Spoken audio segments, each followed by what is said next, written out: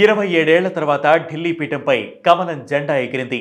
నాలుగోసారి అధికారంలోకి వస్తామన్న ధీమాతో ఉన్న ఆప్కు నిరాశ మిగిలింది. చివరికి ఆప్ కన్వీనర్ అరవింద్ కేజ్రీవాల్ తో పాటు అగ్రనేతలు మనీష్ సిసోడియా, సత్యేందర్ జైన్ కూడా ఓటమి పాలయ్యారు. అసలు ఈ ఎన్నికల్లో బీజేపీని గెలిపించిన అంశాలేంటి? ఢిల్లీ పీఠం బీజేపీకి ఎందుకు కీలకం? ఈ రోజు బిగ్ స్టోరీలో 1993 నుంచి 1998 వరకు ఢిల్లీలో అధికారంలో ఉన్న బీజేపీ 1998 అసెంబ్లీ ఎన్నికల్లో కాంగ్రెస్ చేతిలో ఓడిపోయింది. ఉల్లిపాయల ధరలు పెరుగుతలే బీజేపీ ఓటమికి కారణమని చాలా మంది ఆరోపించారు. ఆ తర్వాత ఢిల్లీ పీఠం బీజేపీకి అందని ద్రాక్ష అయింది.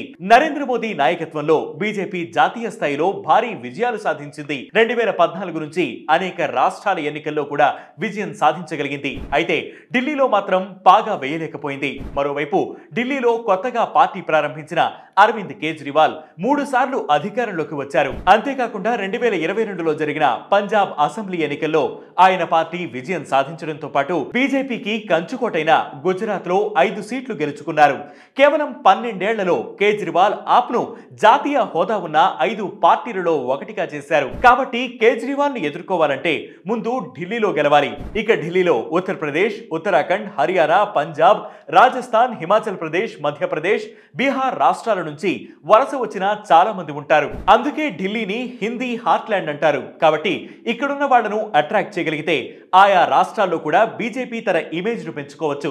నార్త్ ఇండియాలో బీజేపీ డామినేటింగ్ పవర్ గా మారడానికి ఢిల్లీలో గెలవడం చాలా ముఖ్యం. దాంతో పాటు 2024 లోక్సభ ఎన్నికల్లో బీజేపీ పూర్తి మెజారిటీని కోల్పోయింది. కాబట్టి కేంద్రంలోని సంకీర్ణ ప్రభుత్వంలో తమ భాగస్వాములపై ఆధిపత్యాన్ని కొనసాగించడానికి ఢిల్లీలో ఖచ్చితంగా గెలవాల్సిన అవసరం ఏర్పడింది. అందుకే ఈ ఎన్నికలను చాలా కీలకంగా భావించింది బీజేపీ. అయితే ఈ ఎన్నికల్లో బీజేపీని గెలిపించింది మాత్రం 5 ప్రధాన అంశాలు.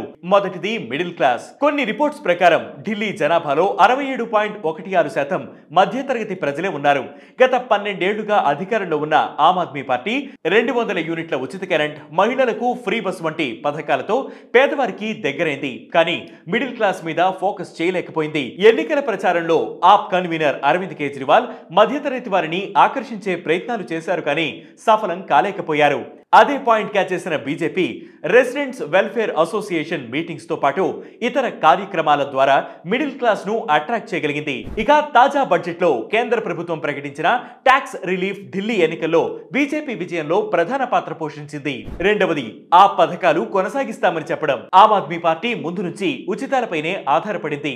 దాన్ని గ్రహించిన బీజేపీ తాము కూడా ఉచితాలు అందిస్తామని ప్రకటించింది. అంతేకాకుండా తాము అధికారంలోకి వస్తే ఢిల్లీలో ఆ ప్రభుత్వం ప్రారంభించిన పథకాలేవి ఆగిపోవనే భరోసా ఇచ్చింది. స్వయంగా ప్రధాని మోదీ దీని గురించి ప్రకటించారు. మూడోది రోడ్లు, డ్రైనేజీల దుస్థితి. ఆ ప్రభుత్వంపై ప్రజా వ్యతిరేకతకు ప్రధాన కారణాల్లో రోడ్, డ్రైనేజీల పరిస్థితి ఒకటి.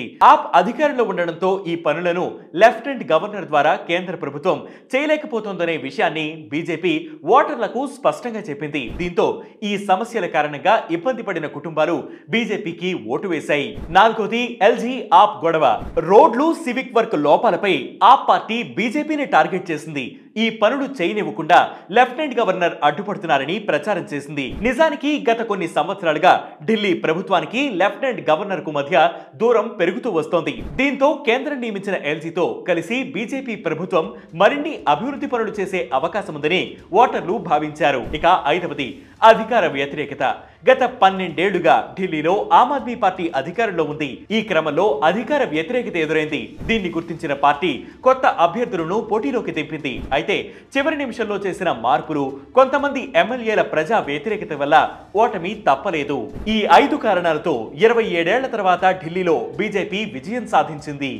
ఇది వాటి బిగ్ స్టోరీ. దీనిపై మీ అభిప్రాయాన్ని కింద కామెంట్ సెక్షన్ లో మెన్షన్ చేయండి. ఇలాంటి బిగ్ స్టోరీస్ ఎప్పటికప్పుడు తెలుసుకునేందుకు వేటి న్యూస్ యాప్ ని ఫాలో అవ్వండి. వేటి news Telugu YouTube channel subscribe చేయండి.